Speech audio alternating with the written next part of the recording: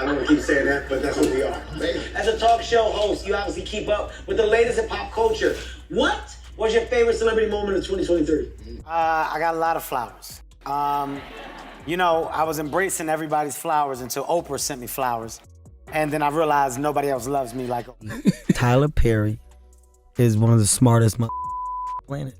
And he's not smart from a rocket scientist, brilliant. Hey, so it looks like 50 Cent is back at it with his trolling game, and this time his target seems to be none other than Kevin Hart. The buzz is that 50 Cent's gripe is about Kevin supposedly selling out for fame. He's suggesting that Kevin compromised his principles to reach a higher level of celebrity status, and he's not holding back. According to 50, Kevin supposedly sold his soul by becoming a sort of puppet for OPR and Tyler Perry, and 50 Cent is firing a warning shot in his direction. Now, Kevin Hart didn't take this lightly and fired back, telling 50 Cent to basically buzz off. But you know 50, he's not one to back down easily. He's out there setting the record straight, elaborating on why he thinks Kevin is ready to do anything for success. It's turning into a bit of a back and forth, and the drama is heating up. So what exactly did 50 Cent say about Kevin selling his soul? Let's dive into the details and break it down. Now, some of you might be thinking, come on, Kevin Hart and 50 Cent are buddies, right? Well, that might be the case, but there's always room for a bit of mystery and eyebrow raising. So here's the lowdown.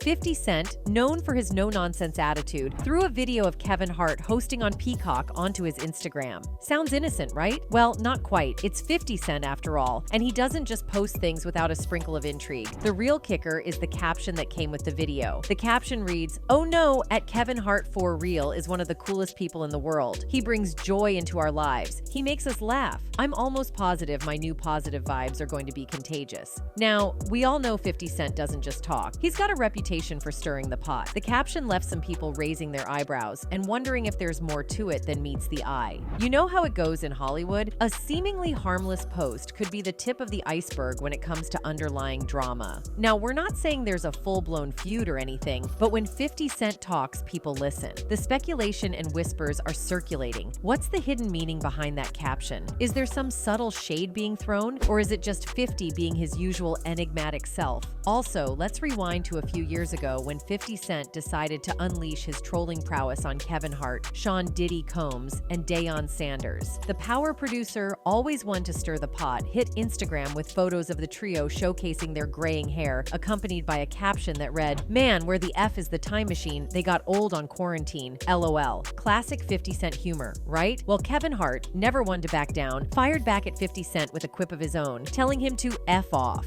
It was a hilarious exchange that had fans enjoying the banter between these two heavyweights. Now, here's where it gets interesting. We all know 50 Cent isn't exactly best buddies with Diddy. So when 50 Cent puts Kevin Hart in the same sentence as Diddy, whom he has a well-documented dislike for, it raises some eyebrows. What's the connection? Is there some hidden message, or is it just 50 Cent being his unpredictable self? But wait, there's more tea to spill. Rumors are swirling that 50 Cent might be alleging that Kevin Hart is, in his words, a slave to the likes of Oprah and Tyler Perry. Now that's some serious gossip. We've all heard whispers about the questionable actions of OPR and Tyler Perry towards certain celebrities, and now, with 50 Cent dropping hints, the rumor mill is working overtime. So Kevin Hart isn't shy about showing his admiration for OPR, especially after she sent him a bunch of flowers following his accident. In a chat with Ellen, they got into it, with Ellen explaining how she reached out to Kevin after hearing about his accident and back surgery. Kevin shared that he received plenty of flowers from well-wishers, but it was OPR floral gift that stood out. According to Kevin, OPR flowers are like a never-ending story. They're still thriving, turning his place into a botanical paradise. It's become a joke in his house, with everyone wondering when OPR flowers will finally call it quit. Kevin even joked about someone secretly watering them because despite neglect, they just won't die. The flowers are so significant that they've taken over the dining table, leaving the hearts eating on the floor rather than disturb OPR cherished plant. Now here's where things get interesting. Some folks are suggesting there's more to this gesture than just a kind act. There's chatter that Kevin might be seen as OPR puppet, with the flowers symbolizing a deeper connection. While Kevin is enjoying the ongoing bloom, people are speculating about the dynamics of their relationship. It's gone from a heartwarming floral gift to whispers about Kevin being under OPR influence. So Kevin Hart loves to shout from the rooftops about being the hardest working comedian in the game. He's all about that hustle, preaching that everyone wants the fame, but not everyone's willing to put in the grind. However, there's some chatter in the comedy world suggesting that Kevin's success isn't just the result of burning the midnight oil boil. Enter Cat Williams, who's been dropping hints that Kevin might have made some questionable deals with the puppeteers of the entertainment industry, insinuating a soul-selling scenario. Fast forward a few days into the new year, and Cat Williams has officially thrown down the gauntlet on several of his fellow comedians. In a no-holds-barred interview with sports commentator and podcast host Shannon Sharpe for Club Shay Shay, the 52-year-old veteran comedian didn't hold back. Cat's known for speaking his mind about folks like Steve Harvey and, you guessed it, Kevin Hart in previous interviews. So for many, this interview was just another classic Cat Williams moment. For those of you who don't know about the ongoing showdown between Cat Williams and Kevin Hart, you might recall that the beef traces back to the 2008 film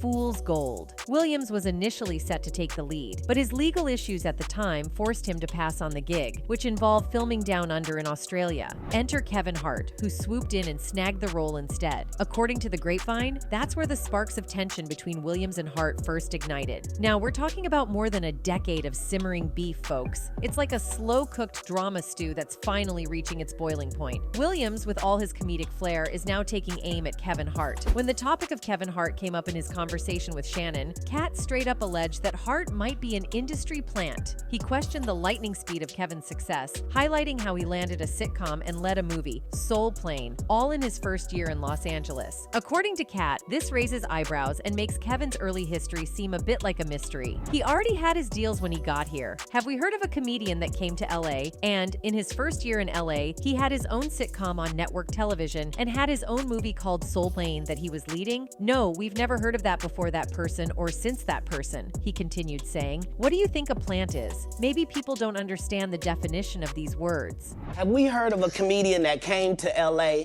and in his first year in LA, he had his own sitcom on network television and had his own movie called Soul Plane that he was leading? What do you think a plant is? Cat didn't shy away from getting into the nitty-gritty, expressing his concern about letting people who might not be truthful create their own narratives unchecked. He brought up the power imbalance, mentioning how liars have all the assets and resources, leaving the rest of the folks to play catch-up. Cat even challenged the idea that these resources factor in when it comes to the truth. In Cat's words, he expressed concern about letting individuals who might not be truthful create their own stories unchecked, especially when they have abundant resources. Despite the accusations, Cat seemed aware of the potential backlash, acknowledging that behind his back, he might be seen as a bitter and jealous comedian. When asked if he feared any backlash, Williams responded, "Satan can't create anything. That includes blessings for his people. That's why, you know what the one job of somebody that sold their soul in Hollywood is to act like it didn't happen." So Thursday morning rolls around, and guess what? Kevin Hart isn't one to take things lying down. He fired back at Cat Williams in a post shared on Platform X, giving his take on the latest diss. Kevin didn't just clap back, he also took the opportunity to plug his newest project, which is set to hit Netflix. He said, "Gotta get that anger up out ya, champ. It's honestly sad. In the meantime, please enjoy my movie trailer to my next film, Lift, which will be dropping on Netflix in 8 days. Also, during an explosive rant on the Club Shay Shay podcast, Kevin Hart had this to say when asked about being called out by comedian Cat Williams. "You don't entertain the circus. You watch it. When a lion comes out and rides the bike, you don't think about it too hard. You just go, okay, that's crazy. The lion is riding a bike. And then you go home and enjoy the rest of your day." Hart responded during an interview with Fox 5's Kevin McCarthy about his new action comedy, Lift. "I don't feed into the stuff at all at the end of the day. It's all entertaining to a certain degree," Hart said. He added he's sure his fans will fact-check claims like the ones made against him by Williams. "I just don't have the time for it. There's too much going on," Hart said. So diving more into why Cat Williams has this whole Kevin Hart is an industry plant theory, it goes back to a Hollywood rumor that's been circulating for quite a while. There's this talk that entertainers are kind of blackmailed into wearing a dress on screen, almost like a rite of passage before they can level up in the fame game. And it's not just Cat Williams who's been talking about this, even Dave Chappelle has touched on it. In 2006, during an appearance on OPR, Dave spilled the tea about why he turned down a whopping $50 million deal from Comedy Central. He wasn't in it just for the money because, as he explained, big bucks often come with some serious strings attached. Dave, being in the showbiz game since he was 14, had seen and heard stories about what happens behind the scenes. Since I was 14,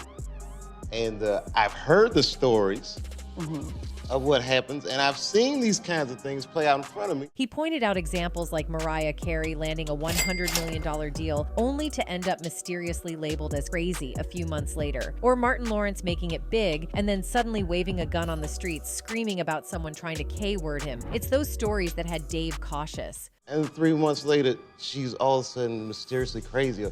Or Martin Lawrence punches through and he's waving a gun on the street screaming, "They're trying to kill me." When OPR asked him about hearing these stories, Dave laid it out. He'd seen it happen before, and it always went down when a person's career was on the brink of reaching the next level. According to Dave, he was pressured to create sketches that made people laugh at him, not with him. It felt like they were asking him to put himself on blast for a paycheck. And wait, there's more to this saga. Dave Chappelle even recalled being asked to wear a dress for a movie he did with Martin Lawrence. He walks into the trailer and sees a dress, thinking it's the wrong one. Turns out it's for a scene where Martin's character sneaks out of jail by dressing Chappelle as a Chappelle's like, "Nah, I'm not doing that. It wasn't in the discussion." They try to pressure him, saying it's a hilarious bit, but he stands his ground, saying he doesn't need a dress to be funny. The whole thing gets intense with writers, directors, and producers pushing, but Chappelle sticks to his guns. In the end, they come up with a new scene without the dress, and he's left wondering, how did you write that so fast? Like when I connect dots that maybe shouldn't be connected, I don't know.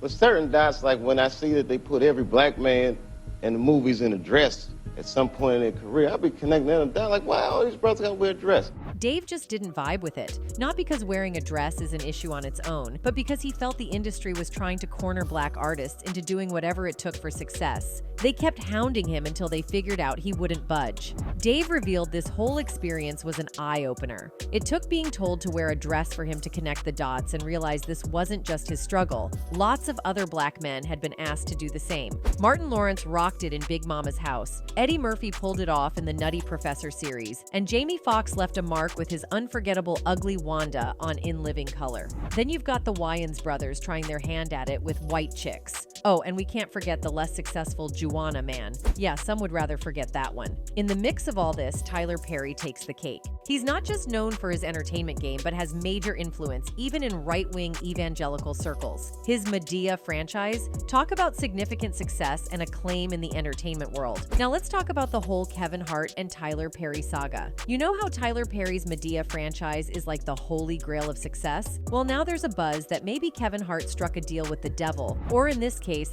Tyler Perry. Here's the scoop. Back when the trend of black comedians wearing dresses was sweeping Hollywood, Kevin Hart joined the conversation, dropping some wisdom about artists needing to safeguard their brand and not overstep certain boundaries. He made it clear that, up until that point, he hadn't faced any challenges that clashed with his personal beliefs. When the topic of the notorious dress scenario came up, Kevin was like, "No way, not for me. Gotta set those boundaries, protect the brand." But hold on, here's where it gets interesting. Just a year later, Kevin finds himself donning a dress for an SNL skit. Fans weren't having it. They accused him of being a sellout, calling him out for going back on his words about protecting the brand. Is 9-year-old Oscar nominee Kevin Wallace. So what's the deal? Well, some folks are thinking it's just Kevin's turn to go through the Hollywood rite of passage. You know, the whole wear a dress, join the club thing that was trending. It's like a bizarre initiation that some entertainers seem to face at some point. But wait, there's more speculation in the rumor mill. Some are whispering that Kevin might have decided to cozy up to Tyler Perry to climb the fame ladder. The conspiracy theory goes that Tyler Perry might have told Kevin, "You want the top? Put on the dress." And Kevin, well, ended up doing just that. I mean, Kevin Hart has always admired Tyler Perry, so it's probably true. So, Cat Williams might be onto something here, connecting the dots between this Hollywood rumor and Kevin Hart's rapid rise to fame. It's a tangled web of fame, fortune, and the sacrifices some entertainers may have to make along the way. Okay, buckle up, because if the rumors are to be believed, we might have a Hollywood conspiracy on our hands. Know how the grapevine loves to spill the tea about OPR and Tyler, painting them as not-so-nice characters who might have thrown their weight around with other celebrities. Now, let's talk about another comedian caught in the crossfire of this alleged Hollywood power play, none other than Monique.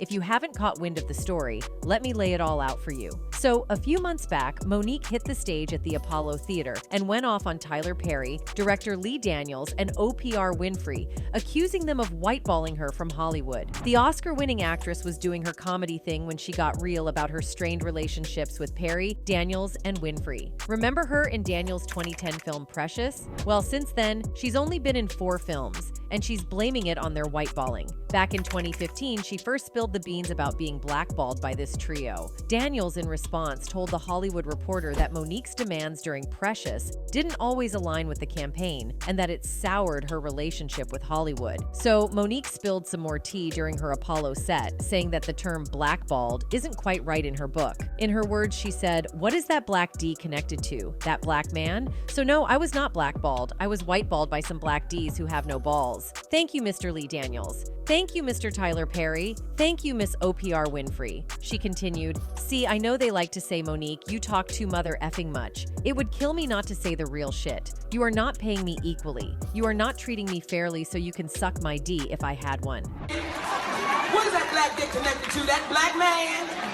So no, I was not blackballed. For context, back in 2009, Monique had a plan to do a press tour for the movie Precious, co-produced by Oprah and Tyler Perry. They wanted to ride the wave of her Oscar nomination buzz, but here's the kicker. They weren't planning to pay her for the tour, and she was already drained from filming. Monique decided to skip the tour and take a breather with her family. Seemed like a straightforward call, and everyone seemed cool with it. She said, "OPR, I'm doing a talk show, I'm doing a comedy tour. I have a husband and I have babies, I have a little bit of downtime, and I am going to take advantage of it. So I'm not going anywhere because I'm not obligated to go anywhere. I've done my part." So we mutually agreed to disagree. That was it. Next thing I know, I am considered difficult and hard to work with. Fast forward a few weeks, and bam! Media stories start popping up, painting Monique as difficult to work with. Suddenly, no one wanted to cast her, despite her winning an Oscar for her role in Precious. Imagine seeing all your hard work go down the drain. Monique started putting two and two together, realizing someone was out to get her. In a recent chat with The Hollywood Reporter, she spilled the beans that Precious director Lee Daniels admitted she got blackballed for not playing the game. Monique's even called out Oprah and Tyler Perry, asking for an apology that, as far as we know, is still MIA a few months after the press tour mess. Monique spilled the beans on Comedy Central about how OPR invited Monique's brother Gerald and her parents to her show. Here's the backstory. Monique's brother AI'd her when she was 7 to 11, and she had been open about it in a 2008 interview with Essence. Monique confided in OPR about her strained relationship with her parents due to the A, and OPR seemed understanding. Monique said she was cool with OPR inviting Gerald but didn't want to be part of it. Fast forward to the taping, and Monique was blindsided seeing commercials featuring her family. OPR had gone back on her word, pretending to be caring. Monique demanded an apology, but OPR offered zilch, no private, no public apology, nothing. I just don't want nothing to do with it. She said, "If you don't want me to have your brother on the show, I will cancel the show. No show will happen. But I wanted to call you up to see how you felt first." Now I begin to see commercials with my brother, my mother, my father, and my other brother. Now, with all the rumors and talk swirling around about Kevin Hart, it's only fair to give the man his due for the impressive things he's accomplished. Despite the chatter, Kevin Hart has undeniably carved out quite a success story for himself. His career as a comedian and comedy actor has been successful. In 2008, he was in the video of 3-6 Mafia, and subsequently, Hart appeared in a series of eBay commercials. Also in 2009, he played a sorcerer in a television series, Crowd Mendoon and the Flaming Sword of Fire. His acting ability and recognition allowed him to be in films such as The 40-Year-Old Virgin, Soul Plane, Paper Soldier, Scary Movie 3, Along Came Polly, Scary Movie 4, Death at a Funeral, Little Not Easily Broken, and One Day in Jersey. In 2005, he was nominated for the Platinum Mick Visores Award. He dedicated himself to live comedy performances for Comedy Central. In 2010, Hart appeared in the Air Jordan commercials with Dwayne Wade. Hart has built his fame on the basis of comedy. Many characters from the world of fame admire him. Kevin Hart has played the celebrity game several times in the NBA All-Star Weekend. Then Hart was chosen Celebrity All-Star Game in the NBA. Although his stay in the game of 2012 did not last long, thanks to a verbal and physical confrontation he had with the match referee. In that game, Hart scored 8 points and 6 assists. For his love and astuteness for basketball, he was the coach of an American team. Hart hosted the MTV Video Music Awards in 2012, a ceremony held at the Staples Center in Los Angeles, California. His great friend Judd Apatow, a director who drove his career on the small screen, was the one who recommended him as host in this important and multitudinous event. Hart has developed several film projects, projects. The first of them is the comedy Let Go, starring alongside David Denman and Gillian Jacobs. He was also with Jason Segel, Emily Blunt, and Chris Pratt in the romantic comedy The 5-Year Engagement. Finally, the actor interpolated the South African Olympic champion Precious McKenzie in the biographical drama called The Impossible Dream, whose cast was made up of Nick Nolte, Kim Basinger, and John Rhys-Davies. This great comedian and actor, for his talent and care, has managed to be among the 10 most famous celebrities in recent years, according to Forbes. Precisely has won the amount of $87.5 million, ranking 6th in the list. The comedian shows off his private jet, where he travels with his family, loves to collect large cars and gold watches, is also a dog lover. He is currently married to Eniko Parrish, model and acting student. Kevin Hart has undoubtedly become one of Hollywood's darlings, and the idea that he could be an industry plant or a puppet seems pretty wild, right? It's like saying the sun rises in the west. It just doesn't add up considering Kevin's immense success and popularity. But what do you guys think of all this? Do you think there's substance to these rumors? Write your thoughts in the comments below, and we'll catch you in the next video.